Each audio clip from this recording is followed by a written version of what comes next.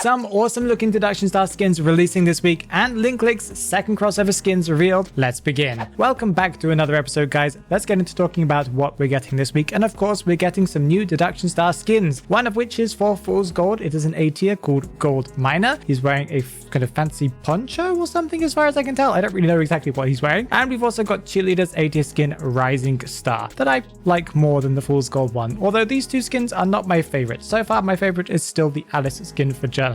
Those should be available in the store this week. Another thing that we're getting this week is we're getting the return of some content from previous Chinese New Years, including Gamekeeper's S tier skin Lightning Claw, that is a personal favorite of mine. I already own it, and the matching S tier accessory Jade Dragon that I believe I don't have yet. I might purchase it. The Acrobat S tier skin Rain Pearl, and also the S tier accessory Dragon Lamp that I'm not too familiar with this skin. I haven't really seen it too often. I don't know what the effects are, but if you're interested in getting an Acrobat skin, then definitely that's one to get. And we're also getting the return of a ton of Lunar New Year skins that I believe are all B tiers, for example for Guard 26, Novelist, Seer, and more. We'll be getting emotes, furniture, accessories, and dishes, all available in the Spyglass store. The Gamekeeper and Acrobat skins will be available in the normal store for Echoes and also for Fragments as far as I can tell, and the Lunar New Year skins, emotes, and all that lot will be available in the Spyglass store. Just clarifying that there. Another thing that we're getting this week is we're getting 2 character days. Well, technically one of them is following week, but before my next This Week in Identity 5 video, so bear with me. On the 12th, we're getting Lawyer's character day. It's going to be his 6th character day, meaning he's getting a special portrait. And on Monday the 13th, so as I said, next Monday, so it's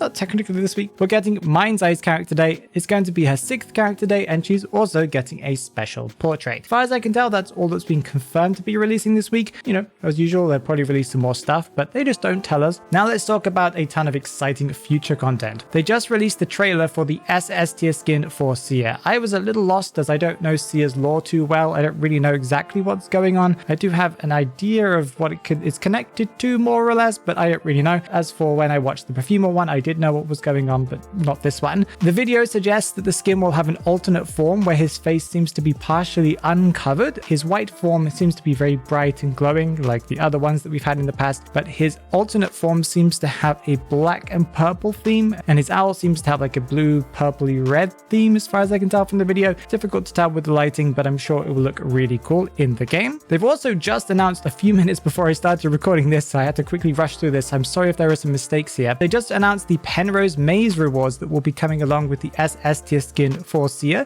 including an accessory that seems to be called Forbidden Prophecy that I have no idea what it is, like a bunch of flowers, I don't know, a furniture piece that's called Mediation that seems to be a table, 2 portrait frames, 2 dynamic portraits, a new pet. I think it's a new pet. It's either 2 pets or 1 pet. The description seems to suggest pets. It has like a gas or spirit form coming out of a bottle, and then there's also like a gas spirity kind of horse thing. As far as I can tell, it's called Sneak, and there's also an emote called Touch, and even more rewards. Something I'm excited to talk about is they finally confirmed when the Scribbled Ideas game mode is coming out. We've been talking about this for many weeks. I thought they just scrapped the idea completely, but someone did tell me in the comments below in previous videos that they had put it onto the test server. It just hadn't been released when they said it was going to be released. So again, they could always push this back later as they usually do. They've given us a release date, and it is January 16th. They've also given us a video to see some more details about what this game mode is all about. In this game mode, you'll be able to create maps, of course, we talked about before, make your own mini game modes, and you will even get to complete event tasks and receive rewards, including an event graffiti called Little Girl's Scribbled Ideas, and also a journalist graffiti called Surge of Ingenuity. The mode will have 3 map templates: Creation Template, Classic Template, and Blank Template. The Creation Template lets you move around and change things on the map, while the Classic one only lets you mess around with basic game rules on maps and stuff like that on existing maps as far as I can tell, and then Blank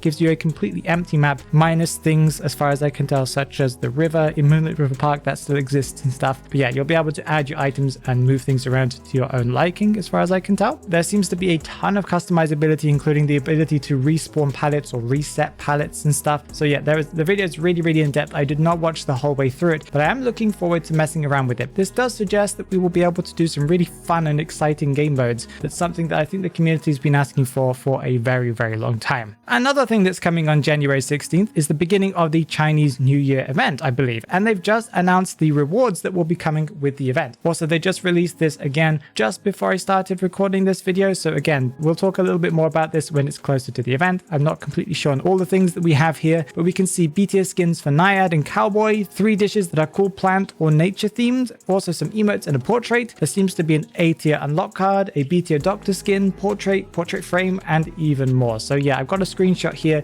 but I didn't get to translate everything because I didn't have time. But we'll talk about it more in detail closer to the event. We knew that there were some packages coming out on January 28th for Chinese New Year. They've given us a better look at what the skins look like in these packages, because they are Chinese New Year skins, of course. We've got an S tier package for Cowboy that looks absolutely amazing. It contains the S tier skin Banished Immortal for Cowboy, of course, and a matching accessory called Chalice of Clarity. It looks really, really nice. He's got some cool green, as far as I can tell, flowing robes, and a cool looking headpiece. The S tier package for Naiad looks really good, and it contains an S tier skin called Jeweled Colors and a matching accessory that's S tier as well, called Pouch of the Divine. This skin is probably my favorite out of the 3. The skin looks absolutely gorgeous. Her hair looks awesome. Her clothes look awesome. It just really looks nice, and it seems to have similar effects to Geisha's A tier skin that has this fish flying around her. Maybe there'll be some other details as well because it's an S tier, but yeah, either way, really, really nice. And there's also an S tier package for Doctor that contains her S tier skin Herbalist and the S tier accessory that matches it, of course, called Flask of Longing. It's a really, really pretty skin. I didn't even realize it was Doctor for a second. I looked at the art and was like, Chinese New Year. Oh, that's the Doctor skin. She's wearing some very trendy clothes, and I really like it. Let's get into talking about some crossover details. Just recently, they announced the skins that are coming with the Link Click Part 2 crossover that's on February 6th. They revealed 3 skins that are coming, and I think those are the only ones that are coming. We've got a skin for Acrobat called Li Tianqian. That is the character that I actually mentioned before, the pink-haired character. I have watched the anime, and I didn't really care too much for these characters.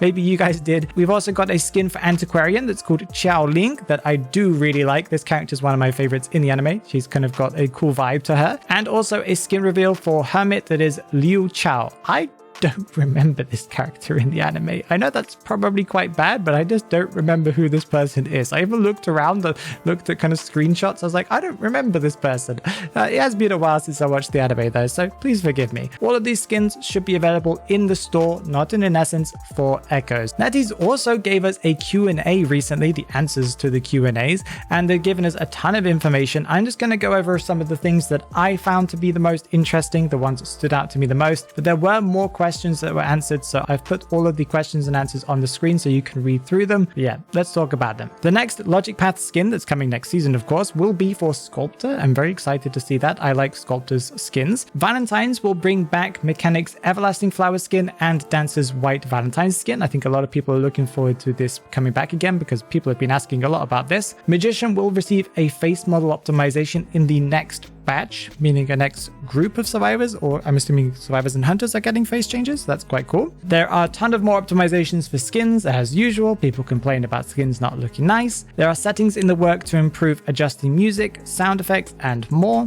especially in relation to Composer, as far as I can tell. They are adding a new progress signal, so I think a quick message for Gardener breaking chairs, so you'll be able to show the progress of how much of the chair you've broken to your teammates so they can adjust to that, maybe stun, delay, stuff like that. The dev team are looking into ways to improve the issue with point farming in rank. That is something that I've had a lot of people complain about for quite a long time, and I really wish they would fix that because it does feel a little bit wonky sometimes. They are considering adjusting Hullabaloo and also considering buffing Novelist, that I'm a little in shock. I know that Novelist isn't that strong overall, but he's a really big pain to deal with in some game modes. So I'm not really looking forward to Novelist getting a buff because I think his abilities are quite solid. There is some risk to them, but also they are really annoying and fast to get sometimes. But yeah, I'm just not super competitive player, so you know, my opinion doesn't really matter too much, but he's a real pain to deal with sometimes. And of course, there are more questions and answers at the end. If you haven't already, make sure you check the video that's on the screen right there because YouTube thinks you like it. I'll see you soon, guys.